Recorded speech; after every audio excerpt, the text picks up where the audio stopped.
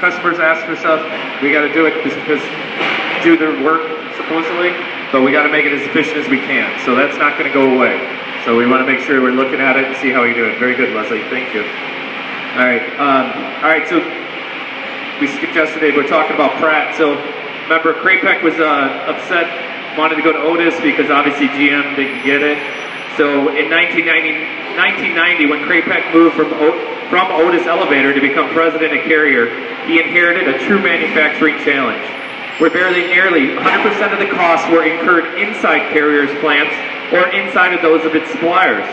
He was prepared by his early experience at Pontiac to accept lean thinking, so he consulted with Art Byrne on what to do and retain the next person and their associates to help.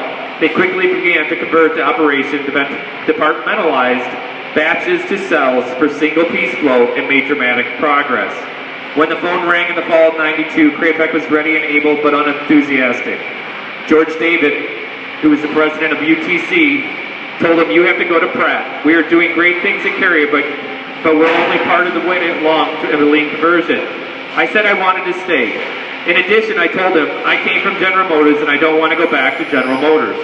I meant that I did not want to return to a highly departmentalized, rigid bureaucracy trying to operate as it always had in a totally changed world. But David pointed out, "You are no longer middle management, you were at GM. You will be the president. If you don't want Pratt to be at General Motors, change it into Toyota or something even better." I really had no choice, so I went. When Krapek got to Pratt at the end of '92, he knew he had to devise a dramatic plan to reconfigure the whole company and implement it very quickly. A new analysis of market trends showed that new engine sales had practically come to a halt, and that the shop load was heading for 5.4 million hours by 1994, down 50% from the peak in 1991. However, the multi-layered, departmentalized structure of the company with all of its associates' overheads had not changed, and nothing flowed easily across the functional departmental walls. What's more, Pratt was still trying to do too many things itself. Krapek's first action was to speed up its evaluation already launched by Corin to determine which physical activities Pratt should be performing. As a result, sheet metal forming, the fabrication of steel engine discs, and the manufacture of gears and gearboxes were soon contracted to suppliers.